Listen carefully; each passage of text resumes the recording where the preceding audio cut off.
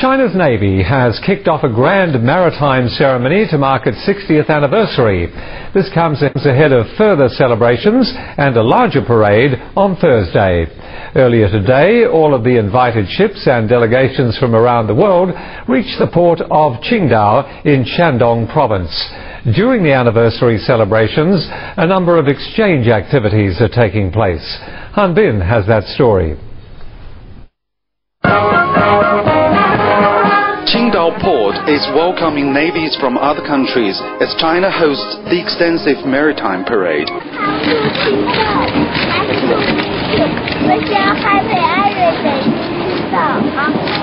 By Monday, 21 naval vessels from 14 countries had arrived, including the United States, Russia, Australia, Pakistan, and Mexico. Gracias.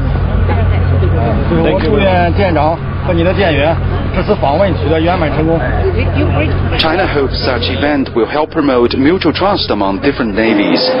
This message is shared by many participants. Is this the first time you visit China? It is, yes. The theme behind the visit is harmonious seas. So I think it's a great opportunity for interaction between the Australian Navy and the Chinese Navy. A number of cultural exchanges are taking place as sideline activities for the parade. Aside from close-up visits to the ships, naval officers will hold several discussions to share their concepts and skills. Over the past decade, the Chinese Navy has witnessed rapid development as it strengthened its self-production capabilities and high-tech components. The Navy makes up about 10% of the total armed forces and plays a key role in realizing China's strategic goals. Its deployment of warships to the Somalia waters to carry out escort missions is one of its high-profile military actions. This has been a milestone for a navy that has long focused on coastal defense. With China's economic development, the call for building up a stronger navy is becoming louder. The maritime parade is to showcase the Navy's latest achievements in a peaceful environment. Although China has in the past carried out various joint military exercises with other national forces, the maritime parade is the first in its history. In the 60 years of existence, the Chinese Navy has not much of a chance to display its image in the international arena. The maritime parade in Qingdao gives it a chance to show its confidence and achievements.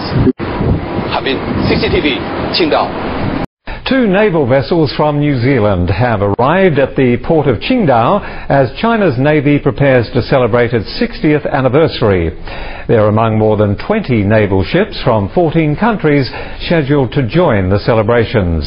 Two more foreign vessels are expected to arrive today from South Korea. As the highlight of the celebrations, the visiting ships will observe a naval parade of about 30 Chinese warships and attend an international fleet review on Thursday. Several cultural and sports events for sailors, including a windsurfing competition at the Qingdao Olympic Sailing Centre, are also scheduled. Our correspondent Han Bin is in Qingdao, where the celebration ceremony will be held. We cross live to Qingdao now for more on the 60th anniversary of the Chinese Navy. Hello, Han Bin. Hi, Liang Hong. Why was Qingdao chosen as the venue to host China's first ever maritime parade? Well, Qingdao is a coastal city in eastern China. It's the headquarters for the PLA Navy's North Sea Fleet. It is also a major naval base consisting of various training schools for aviators, submarines, and administration. Qingdao has a glorious history for the Navy. A lot of military arms have been developed here, including the nuclear submarines. I would also have to say that Qingdao was also a co-host city for both the Beijing Olympics and Paralympics. The maritime parade will be held in the same area as the Beijing Olympics Games sailing competition. Well, the sea conditions in this area is quite calm, and the landscape of Qingdao is very scenic, and the city has an excellent international image. Another point is that China is dealing with some territorial disputes over the islands in the South China Sea, as these areas are in the south are quite sensitive, so Qingdao was chosen as the ideal place for the parade. The activities will draw many military officials from various nations to the port. How is security in Qingdao? Well, since this is the first time China has organized such a large-scale international naval parade, the Navy is making careful arrangements. I've noticed that Qingdao Port has been under very tight control since Saturday. Visitors need special entry passes, including the press. And he said that the Olympic standards is being adopted. Naval Special Forces and the Marine Police are now in charge of the security in the port and the surrounding water for the duration of the parade. And there are strict regulations. For example, combat radars on warships cannot be switched on without any permission, and gun muzzles cannot be moved at all. And one foreign crew participant in official activities on land, and they should dress in their service uniforms. Although the rules are quite strict, there is a light atmosphere you can see inside the port. At 6 p.m. tonight, it will be a grand opening ceremony and with a grand reception held by the PLA. And it is a time for the exchanges among the different navies. And China has conducted many military parades on land. What is different about a maritime parade? Well, any parade is a demonstration of the overall capabilities of the forces, but the maritime parade has some special significance for China. The most obvious difference is that the whole parade and all inspections will be very obviously held at sea.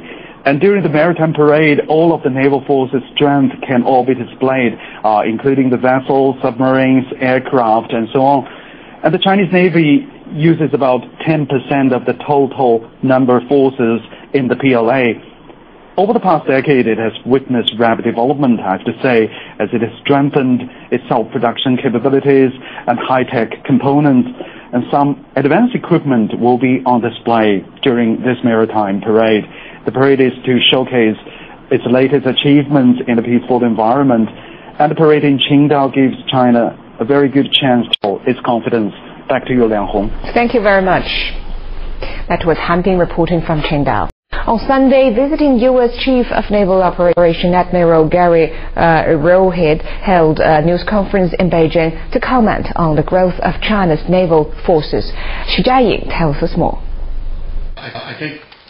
Being the highest-ranking U.S. officer to visit China this year, Buffett's briefing touched on many thorny issues between China and the U.S., one being the Chinese plans for an aircraft carrier. In the Asia-Pacific. The advent of an aircraft carrier on the part of the PLA Navy, to me, really doesn't change the nature of our operations at all. We have been operating aircraft carriers ourselves, and the real issue is how are those aircraft carriers used, and what is the intent of that capability. There should be clear communications with regard to what the intentions of that capability are. And that's why visits like mine and relationships like mine with Admiral Wu are important. One day ahead of the news briefing, the visiting Buffett held a closed-door meeting with Chinese PLA Navy Commander Admiral Wu Shengli. Though not much was revealed from their one-on-one talks, one thing is for sure, the fight against piracy.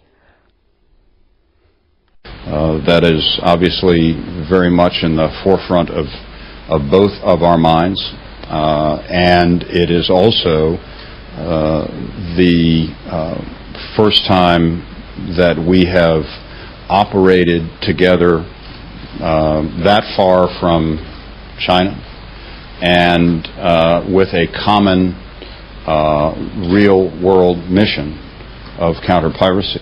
Xu Jiaying, CCTV. The Navy chiefs of both China and the U.S. are now in the eastern port city Qingdao for the 60th anniversary of China's Navy.